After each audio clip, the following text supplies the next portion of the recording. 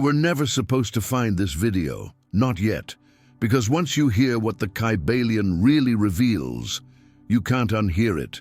There are laws, ancient, invisible, precise, that shape everything you call reality. They control what shows up in your life and what doesn't. They influence your thoughts, your choices, even your sense of free will. And here's the twist. Almost no one is ready to see them. This isn't just spiritual poetry or mystical fluff. These laws are embedded in your daily life right now, and they're working whether you believe in them or not. So why were they hidden? Who was Hermes really? And what happens when you finally understand the rules of the game you've always been playing? Let's begin. Close your eyes for a moment and imagine this. You're walking through your life as you know it. Your job, your relationships, your daily routines. Everything feels real, solid, predictable. But then, one day, something strange happens. Something slips. A detail is off. A moment feels scripted. You sense it like a glitch in a dream. You suddenly realize you're dreaming. Now ask yourself, what is reality made of? Most would say atoms, matter, objective laws. But the Kybalion begins with a truth so disorienting, so powerful, that it pulls the floor right out from under that assumption. The all is mind. The universe is mental. This isn't a metaphor, it's a statement of cosmic architecture. What if matter isn't the foundation of reality, but a symptom of it? What if consciousness isn't inside your brain, but your brain is inside consciousness? According to the principle of mentalism, everything, from your body to the stars, originates in mind. Not just your mind, but the all. A vast, incomprehensible intelligence generating everything you see, feel, and touch, like a dreamer projecting a world into being. Let that sink in. Have you ever had a dream so vivid, so emotionally intense, that it felt like real life? In that dream, you had thoughts, feelings, fears, maybe even conversations with people you loved or hated. It all made sense, until you woke up. Then it vanished, like fog in the sun. But here's the kicker. When you were inside that dream, you didn't know you were dreaming. That's what mentalism implies about waking life. Your current reality may feel solid, but from a higher level of consciousness, it might just be a projection, a stabilized illusion, a shared hallucination held together by belief, perception, and expectation. And in this hallucination, you've mistaken the dream for the dreamer.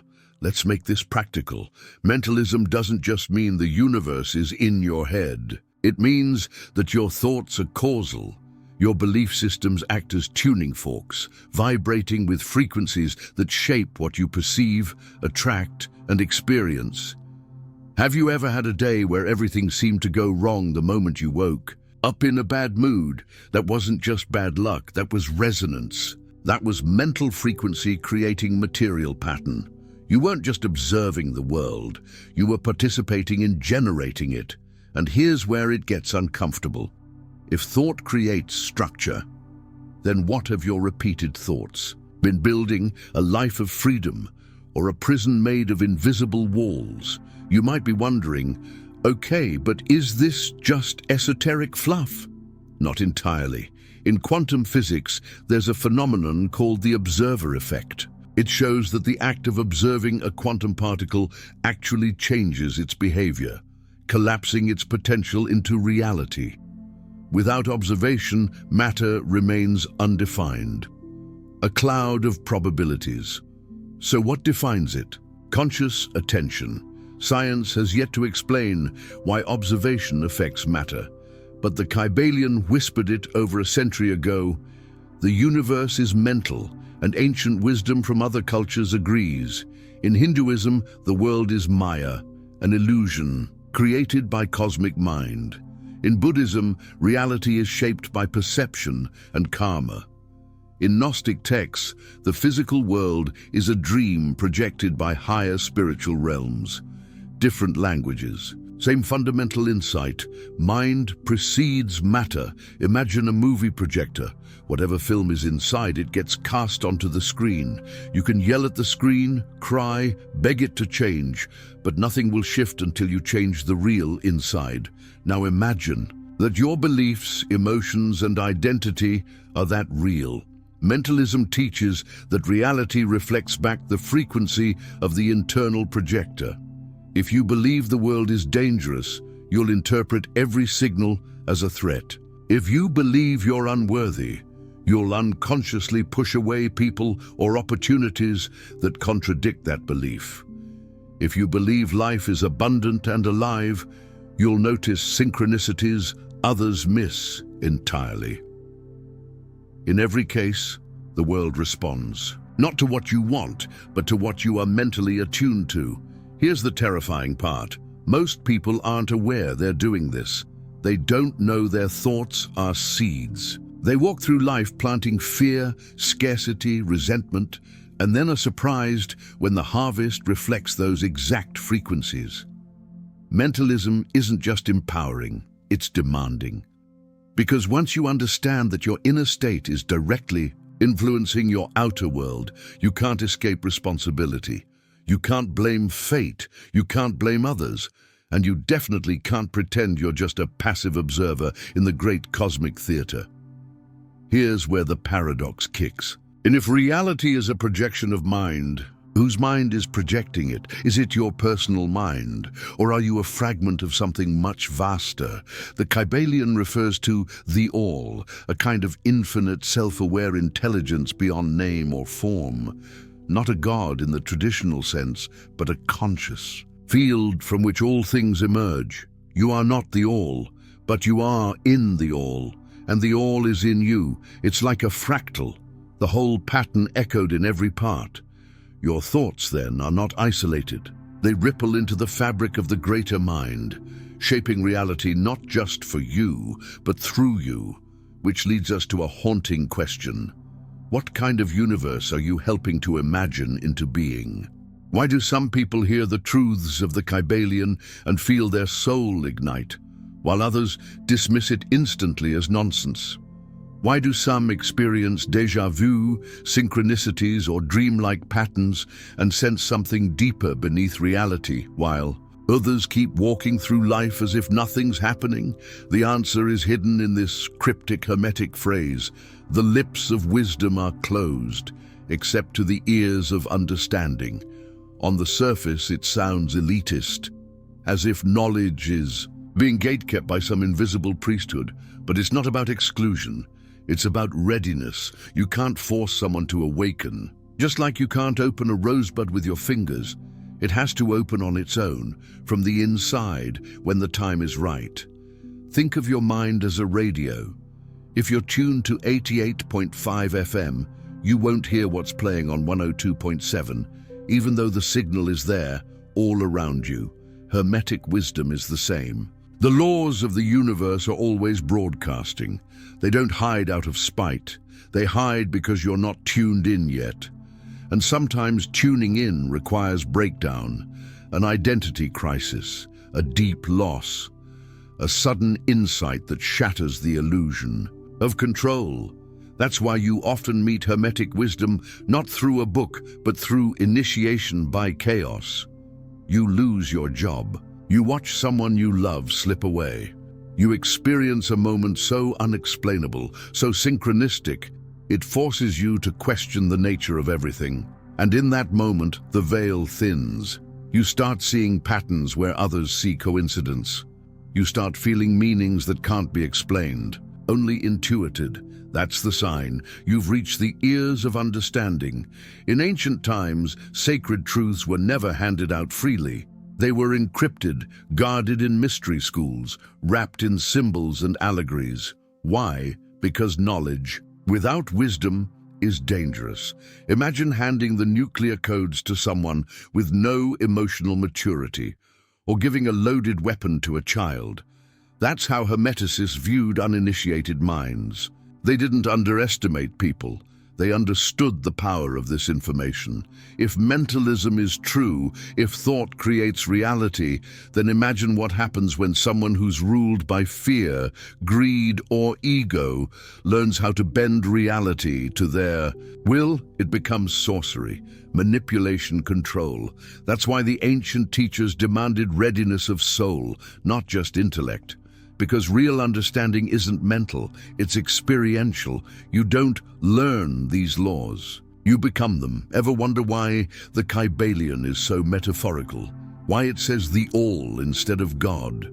Why it speaks of vibration instead of emotions? Why it never gives direct instructions? Because truth doesn't live in language, it lives in resonance. Symbols bypass the intellect and go straight to the subconscious. They unlock something in you, an echo, a memory, a forgotten knowing. You might not understand it all logically, but you feel it. You know it's real, even if you can't explain why. That's the signature of a spiritually encoded text. The Kybalion wasn't written to be read. It was written to activate. Most people are chasing answers. How to be happy, how to manifest, how to get more out of life. But Hermeticism isn't about answers. It's about capacity. Can you hold paradox? Can you be still in mystery? Can you embrace the idea that everything is true and nothing is literal? That's why this video may resonate deeply with you or feel like nonsense to someone else. Because you're not being given knowledge. You're being given a mirror, and that mirror only shows what you're ready to see. If you're here, if you've made it this far, then maybe you're not just ready to learn. Maybe you're ready to remember. Who was Hermes Trismegistus? A man, a myth, a god, a composite? The Hermetic teachings don't give a clear answer, and maybe that's the point. The name Trismegistus means thrice great, not just wise, not just enlightened, but great. 3 times over, in wisdom, in power, in spiritual mastery. He's said to be a fusion of the Egyptian god Thoth, keeper of sacred knowledge, and the Greek god Hermes, the divine messenger, patron of alchemists, astrologers, and magicians. But Hermes is more than a historical figure. He is a symbolic archetype, a bridge between the visible and the invisible, between man and cosmos, between knowledge and wisdom. He is the voice of secrets that refuse to die. The origin of the mystery. Schools. Legend says Hermes Trismegistus founded the very first mystery schools, places where truth wasn't memorized, but experienced. You wouldn't sit in a classroom. You'd undergo rituals, fast for days, descend into caves, enter trances. You'd face yourself in symbolic death, and return transformed. In these schools, knowledge wasn't linear. It was layered, each law, symbol, or initiation, revealing deeper meanings over time. Students weren't told what to believe. They were trained to see what was always there, but hidden in plain sight. Subjects included vibrational medicine, or healing through frequency numerology, interpreting the divine language of number-soul geometry, understanding the body as a map of cosmic energy. Hermes wasn't just teaching information, he was awakening perception. Here's the strange part. Hermes lived thousands of years ago, and yet you're watching this video. His teachings, written in coded language, have survived empires, religions, and even censorship. Why? Because truth doesn't decay. Because the archetype of Hermes lives in everyone seeking the truth behind the illusion. You see, Hermes isn't just a person. He's a frequency, a whisper behind your moments of doubt, a voice beneath your synchronicities, a flicker of knowing that says, there's more than this, look deeper. And maybe that's why you're here now. You didn't stumble onto this video by accident. You were nudged by something ancient, something intelligent, something that's been calling you quietly for years. That's Hermes. Why thrice great? Some say it's because Hermes mastered the 3 great sciences: alchemy, transforming the soul through symbolic matter, astrology, understanding the mirror between stars and psyche, theurgy, the sacred art of invoking divine forces. Others say it's because he spanned the three planes of existence, the physical, the mental, and the spiritual. In Hermeticism, these are not separate realms. They're layers of the same field, interacting, influencing, reflecting. What you think, mental, shapes what you feel, emotional, which in turn affects your body, physical, which then resonates back into your field, spiritual. And Hermes taught how to move between these layers, consciously. That's the key. The mirror of the inner and outer world, the principle of correspondence, as above, so below, is at the heart of Hermetic thought. Hermes taught that the cosmos is a mirror. Your inner chaos reflects outer disorder. Your hidden fears attract visible patterns. Your elevation of consciousness shifts the energy of those around you without a word. He wasn't just speaking in poetry. He was revealing how the code works. In the mystery schools, initiates were trained to read the mirror, to see in every event a message, in every challenge a reflection, in every emotion a signal from the unseen. So if your world feels out of alignment, the Hermetic path doesn't ask what's wrong out there. It asks, what is this revealing in me?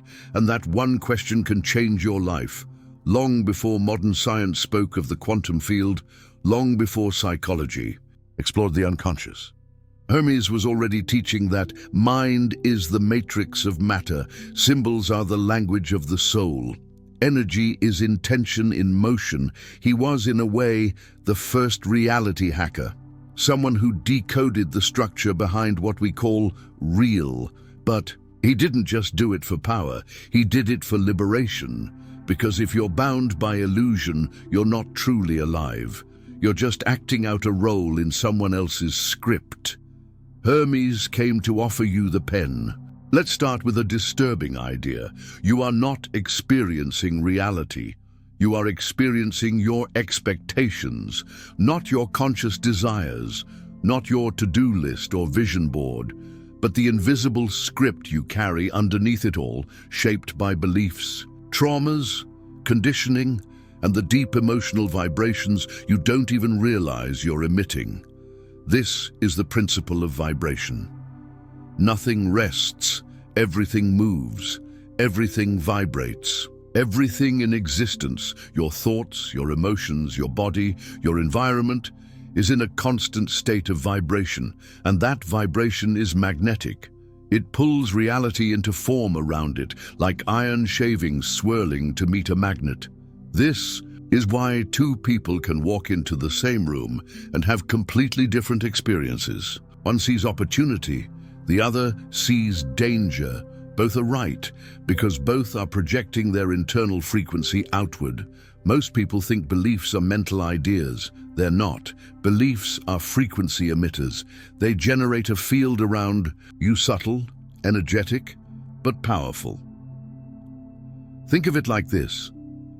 If you believe people can't be trusted, you'll unconsciously pick up on behaviors that confirm it. If you believe money is hard to earn, you'll unknowingly sabotage or avoid opportunities that challenge that belief. If you believe life supports you, you'll move through the world with a posture that invites support, and people will feel it. This isn't magic, it's resonance. You are always telling reality what to reflect back to you.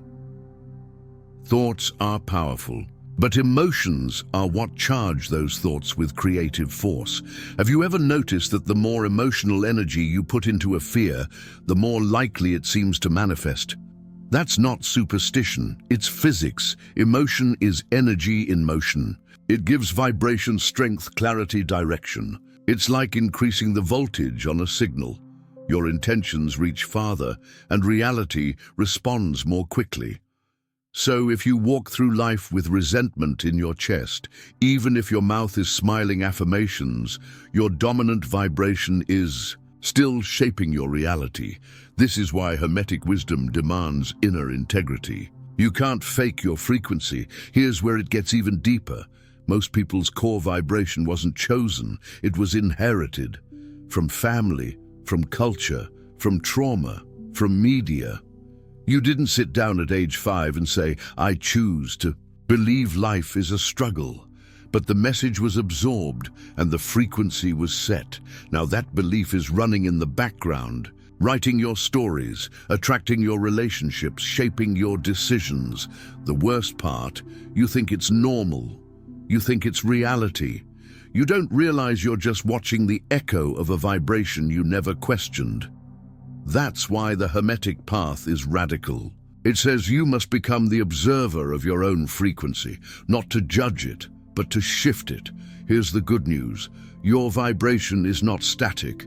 It can be retuned, but not by force, not by pretending, not by saying, "I am abundant," while feeling fear in your chest. It's tuned by becoming conscious, by noticing the patterns, by catching the loops, by asking, what is the emotion beneath this thought? And then, where did I learn to expect this? And finally, most importantly, is this frequency mine or inherited? That one question can break a lifetime spell. Let's go even further. Your dominant frequency doesn't just attract similar experiences. It creates a vortex, a gravitational field that pulls more of the same into your orbit. That's why when things start going wrong, they often spiral. One bad day becomes a bad week. One breakup becomes a pattern. One fear becomes a lifestyle. But the opposite is also true. When you shift your internal state, the external world begins to tilt. New people show up, old problems dissolve, synchronicities multiply. Why? Because you're no longer vibrating with your old story. You've stepped into a new field, one that reshapes the matrix you live inside. Here's the Hermetic twist. You are not only projecting vibration, you are also constantly receiving feedback. Every experience in your life is a mirror. Not punishment, not reward, just reflection. So when something painful happens, the Hermetic path doesn't say, "Why is this happening to me?" It asks, "What frequency is this event responding to?" This is not about blame, it's about power, because if your internal state helped create it, then your internal shift can help dissolve it. You are never stuck, you're just vibrating with something outdated, and every moment is an invitation to recalibrate. How many times have you called something a coincidence? You run into an old friend the moment you think of them. You read a line in a book that answers a question you didn't even know you were asking. You stumble onto a video like this, one that feels like it was meant for you. Most people shrug and move on, but the Hermetic path whispers something different. Chance is but a name for law not recognized. In other words, there are no accidents, only patterns you haven't decoded yet. The universe isn't random, it's rhythmic, structured. It follows invisible laws that operate with or without your awareness, just like gravity, time, and entropy. You don't have to believe in gravity for it to pull you down, and you don't have to believe in Hermetic or for it to shape your life. When something unexpected happens, good or bad, your first instinct might be, "That was just luck." But luck is just a placeholder for unseen causality. Imagine watching only the final 10 seconds of a movie and trying to explain the ending. Without the full context, it looks arbitrary, confusing, chaotic. That's how most people experience their lives. They're living inside a vast causal web, but only see tiny fragments. They miss the long chains of thought, energy, decision, and emotion that led to this moment, and so they say, "This just happened." But Hermeticism says it was always going to happen, based on the vibration that preceded it. This is one of the most uncompromising Hermetic laws. Every cause has its effect. Every effect has its cause. Nothing escapes it. No thought, no action, no omission. Everything you experience today is an echo from somewhere. Some inner belief, some past decision, some emotional residue that rippled outward into form. And this doesn't just apply to individuals. It applies to societies, timelines, civilizations, wars, revolutions, technological booms, cultural shifts. They're all effects. So are the quiet, private revolutions inside your mind. That's the real power of this law. If you want to change the effect, you must change the cause, not the symptom, not the surface, but the original signal, and that signal always begins inside. Life happens, people leave, plans collapse, illness strikes, dreams unravel. The Hermetic path doesn't deny the pain of these moments, but it challenges the interpretation. When you ask, "Why is this happening to me?" you position yourself as a victim of chance. Hermetic wisdom invites a different question. What pattern is this part of? Or, what am I being shown that I haven't been willing to see? This isn't about blame, it's about empowered reflection, because in every breakdown there's a lesson, in every delay a recalibration, in every ending a shift in trajectory you couldn't have seen yet. When you understand the law, even chaos begins to make sense. Think of your life like a spiritual algorithm, constantly adjusting based on your input.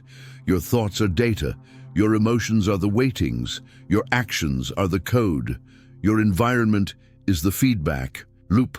If you're constantly attracting toxic relationships, it's not the universe punishing you. It's the law of correspondence mirroring your inner unresolved energy.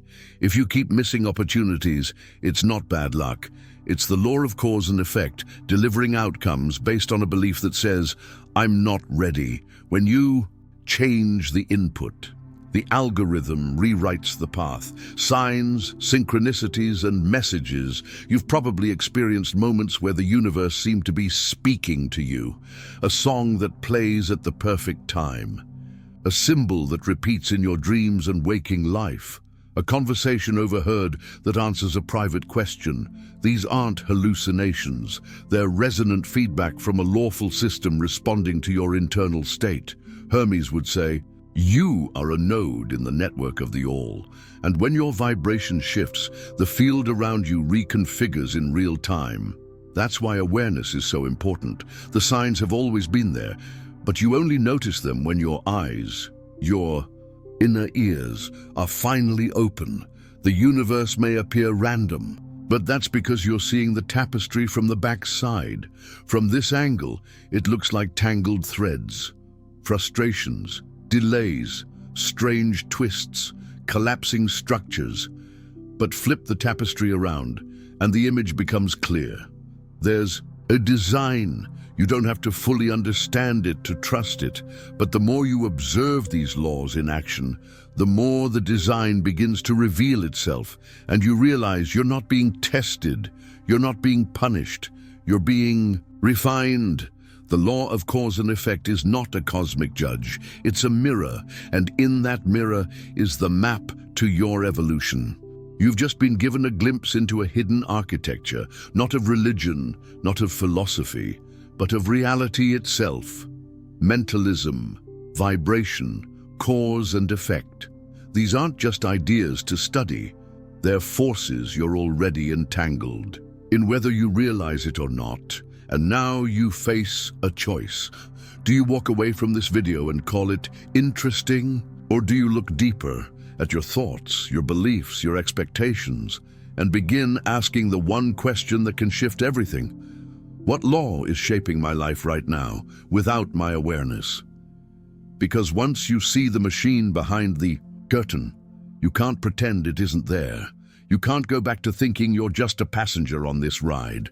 You are the scriptwriter, the radio tower, the signal itself. You're not meant to control every moment, but you are meant to understand the patterns, to tune your vibration with intention, to act with clarity, and to see every event not as a punishment, but as a mirror. That's the gift of the Kybalion. Not magic, not superstition, just the deep knowing that everything is connected and you are not separate from the system you're trying to decode. So the next time something unexpected happens, stop and ask, what's the unseen law behind this? Because that question alone can open a portal to awareness, to transformation, to true inner power. And if this message resonated with you, if something in your gut whispered, "This is truth," then trust that whisper. You didn't find this video by accident. Maybe the law brought you here. Maybe the law is watching to see what you'll do next. So now take a breath, feel into your current state, and ask yourself, what frequency are you broadcasting right now? Because that frequency is designing your next chapter right now. If this stirred something in you, help this message reach more people. Like this video if it resonated. Subscribe to the channel so you don't miss the next deep dive into the hidden layers of reality. And most importantly, leave a comment below. Tell me, which Hermetic law are you starting to see more clearly in your life? Your story could be the sign someone else needs. Share this video with someone, maybe a friend or family member, who's also waking up to the fact that reality isn't what it seems. Because these laws weren't meant to stay hidden forever. They're here for a reason. They're your next step on this path. Go deeper, keep questioning, and remember, the universe isn't waiting for you to wake up. It's already speaking to you. The only question is, are you listening? Until next time, stay curious, stay aware, and stay human.